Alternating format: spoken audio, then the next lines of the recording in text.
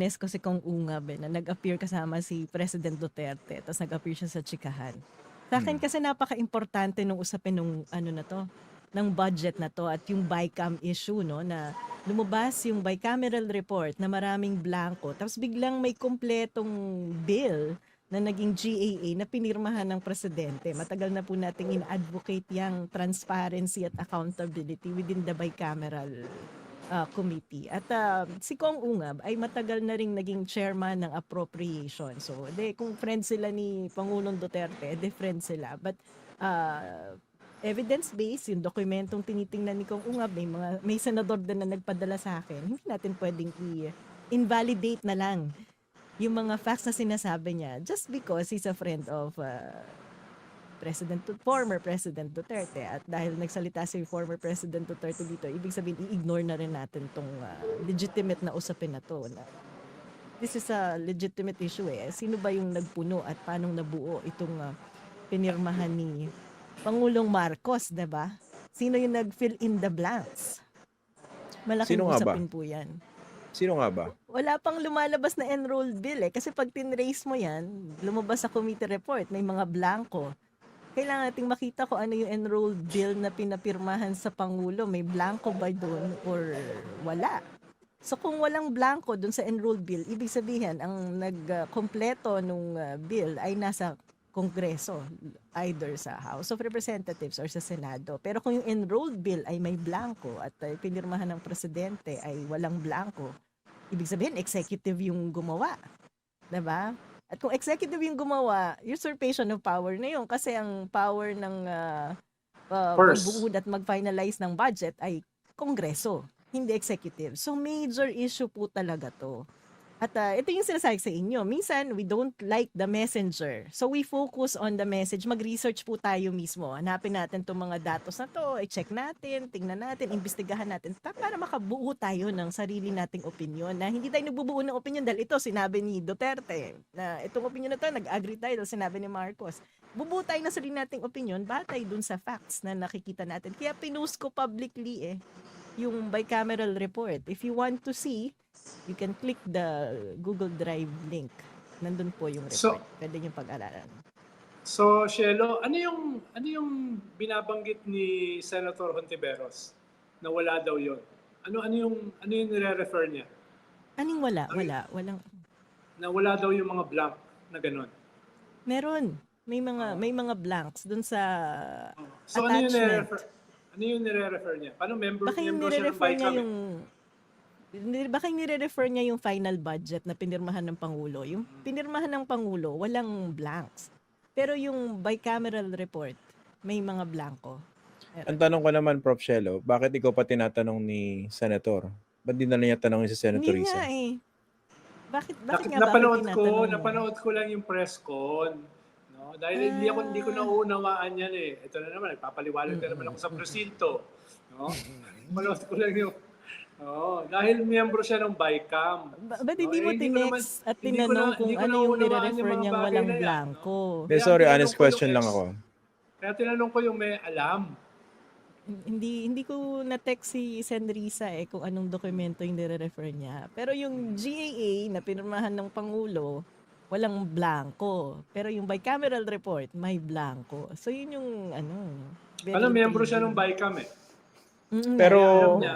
Pero hindi siya pumirma. Hindi siya pumirma dun sa bicameral report. Pero di ba kung member ka ng BICAM, malalaman mo kung may blanco wala. Tama. Pero sa akin, di ba dapat lesson to para mas gawin transparent yan? Yes. Yung BICAM process. Para hindi tayo naghuhulaan. Meron pang isang remedy dyan Sige, assuming na may blanco. Sloppy staff work, diba? Napapirmahan. So ano yung pwede mo maging reference? Minutes of the meeting. Kasi supposedly na-discuss yan lahat ng mga miyembro. So kung may maayos na minutes nung meeting, magte-trace mo doon kung magkano ba yung inallocate na budget. Ano yung mga tinanggal, dinagdagan. Ang tanong, may minutes ba ng meeting ng bicameral? Kung meron yan, dapat ginagawa nating public yan. Diba? Shelo, may mga ganyan bang president in the past? Nangyayari ba yan? Wala nga. Sabi ni Kong Ungab, Siya daw ay 2 beses na naging chair ng APRO.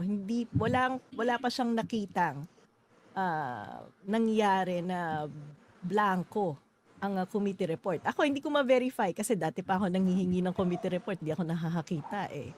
Pati yung mga minutes eh. Kasi nga gusto kong makita ko ano yung mga nangyayaring hocus-pocus dyan. Hindi lamang sa hindi lamang sa budget bill, kung hindi pati doon sa mga ibang batas na binabantayan ko, sinusubaybayan ko.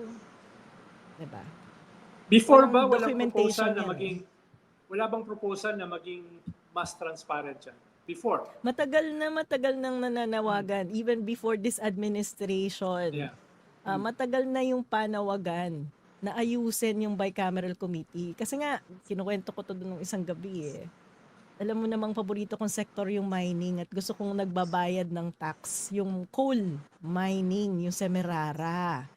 Kasi yan, daming incentives yan, di yan nagbabayad ng excise tax na 4%. Eh nung tumaas yung excise tax from 2% to 4%, binantayan ko talaga yon. Gusto kong siguraduhin na ang coal company sa Pilipinas ay magbabayad na ng excise tax. So, paglabas ng Senate version, may repealing clause doon ng presidential decree, panahon pa ni Marcos na nagbigay ng incentive sa coal company. O, anong nangyari? Nag-BICAM. Tapos ng BICAM, nawala yung repealing clause nung enrolled bill na pinapirmahan sa Pangulo. Kay Pangulong Duterte to So, nawala yung repealing clause.